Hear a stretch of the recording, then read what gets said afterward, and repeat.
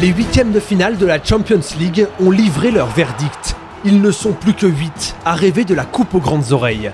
Certains noms sont tombés, d'autres ont brillamment validé leur billet pour les quarts de finale. Qui sont les favoris? Qui peut créer la surprise? Quels sont les matchs à ne pas rater? DDF vous dit tout. Tombeur surprise d'un Manchester United très peu inspiré, le FC Séville est l'invité inattendu de ces quarts. Le doublé de Wissam Ben Yedder à Old Trafford a qualifié les Andalous face à un Manchester United qui est l'une des plus grandes déceptions de la saison.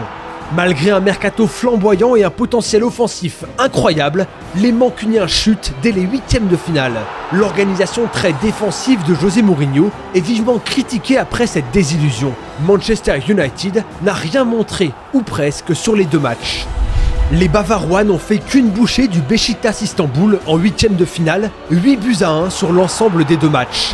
La qualification des Allemands semble déjà acquise, mais attention justement à l'excès de confiance. Le talent des Red Devils n'a pas suffi pour se défaire de ce piège. Avantage clair et net pour le Bayern, mais Séville ne se laissera pas faire. L'autre grand absent, c'est bien sûr le PSG, éliminé en huitièmes de finale, comme vous l'explique Lindsay.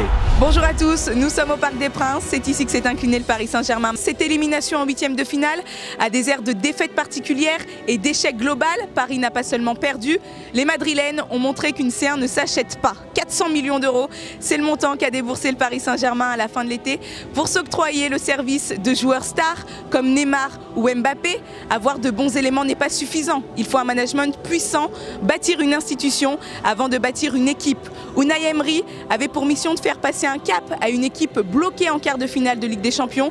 Ce fut un échec, il n'a pas réussi à emmener ses hommes au sommet. Le très haut niveau requiert de l'expérience, du travail et de la patience. Chelsea a mis 10 ans avant de gagner la Ligue des Champions. 7 ans après son rachat par les investisseurs qataris, le Paris Saint-Germain est très loin du niveau européen.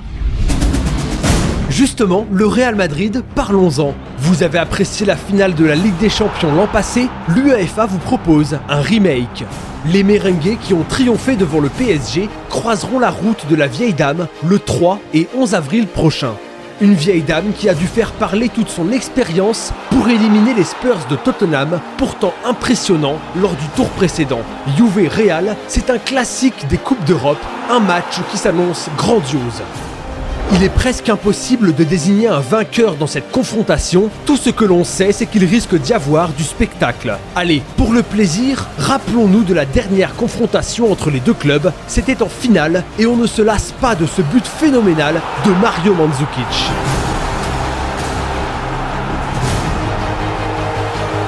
Ce duel entre le Real et la Juve ne sera pas le seul choc entre Espagnols et Italiens. En effet, l'AS Roma sera opposée au FC Barcelone. Au match aller à Londres face à Chelsea, les Catalans ont souffert face à l'organisation tactique parfaite d'Antonio Conte. Mais chez lui au Camp Nou, le Barça s'est imposé 3-0, notamment grâce à un doublé de Lionel Messi et un but d'Ousmane Dembélé. La Roma, elle, s'est défaite du Shakhtar Donetsk pour arriver en quart de finale. Et même si les Romains possèdent de solides arguments, on voit mal le Barça échouer dans ce duel.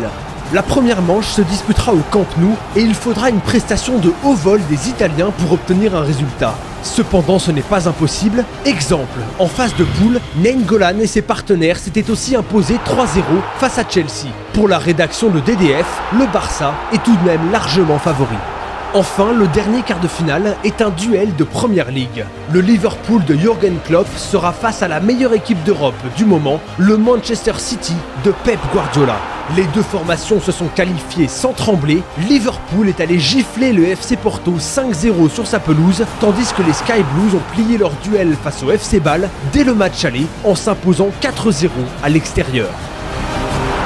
Ce match sera également très spectaculaire, notamment sur le plan tactique. La stratégie de pressing et de jeu rapide de Jürgen Klopp est souvent très intéressante face au jeu complexe et sophistiqué de Guardiola. Une affiche à ne surtout pas manquer, car si Manchester City est un prétendant au trophée, les Reds ont de quoi rivaliser. Voici donc le programme très alléchant de ces quarts de finale de la Champions League. Une nouvelle fois, la Coupe d'Europe va nous offrir des matchs formidables, du spectacle et, on l'espère, beaucoup de buts. Le chemin est encore long jusqu'à Kiev, en Ukraine, où se jouera la finale. Qui soulèvera le trophée le plus convoité du vieux continent? Réponse le 26 mai prochain.